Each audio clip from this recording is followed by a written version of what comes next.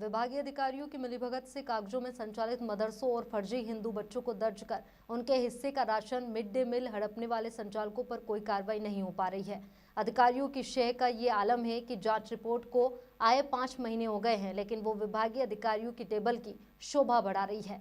इस पर news observer ने प्रमुखता से मुद्दा उठाया था। खबर के बाद राज्य शासन ने फर्जी एडमिशन करने वाले मदरसों पर कार्रवाई करने के लिए पत्र लिखा था।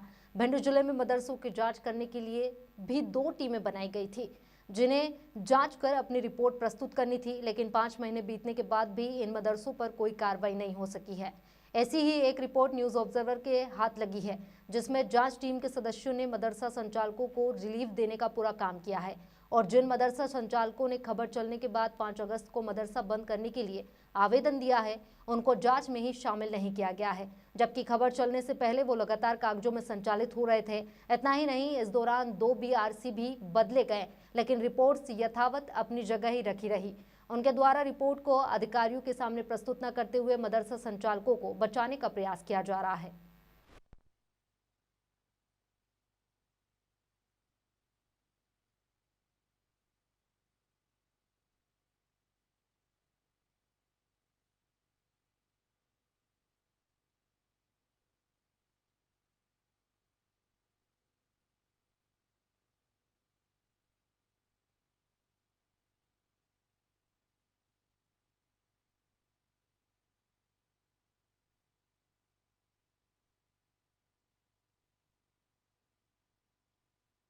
भी वो जांच रिपोर्ट अधिकारियों की टेबल तक नहीं पहुंच पाई है।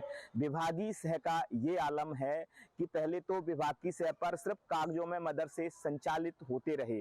न्यूज ऑब्जर्वर ने इस खबर को प्रमुखता से दिखाया और 30 जुलाई को ये एक्सपोज किया कि मदरसे किस तरह कागजों में चल रहे हैं और मदरसों में किस तरह के हिंदू बच्चे दर्ज हैं जो कभी मदरसों में पढ़ने ही नहीं गए और अन्य स्कूलों में पढ़ते थे।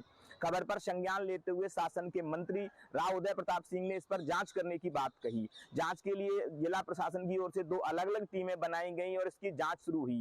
एक जांच रिपोर्ट मेरे हाथ में है। ये 10 अगस्त को जांच रिपोर्ट हो चुकी और ये तब से लेके अभी तक ये अधिकारियों के सामने प्रस्तुत नहीं की गई है। इसमें बड़ा सवाल तो ये है कि ये 5 महीने से ये जो जांच रिपोर्ट है ये क्या कर रही है अधिकारियों की टेबल पर, जिसमें जो जांच करने वाली टीम थी, जांच करने के लिए जो जन शिक्षक गए थे, उन्होंने पूरा रिलीफ बरता है मदरसा संचालकों को। इस तरह की जांच रिपोर्ट बनाई है जो ग्राउंड पर बिल्कुल भी नहीं है। न्यूज ऑब्जर्वर ने पहले इस खबर को प्रमुखता से दिखाते हुए इसकी हकीकत बयां की थी। मदरसे नहीं थे, बच्चे भी नहीं थे, एक एक बिल्डिंग में कागजों में 4-4 मदरसे चल रहे थे।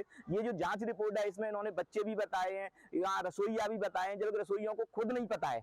और इसमें इस सवाल इसलिए भी उठता है कि इन मदरसों का जो संचालक है, जो मदरसा माफिया है अलीमुद्दीन, वो कई मदरसे संचालित कर रहा है और उसी के मदरसे में सबसे ज्यादा फर्जी बच्चे पाए गए हैं।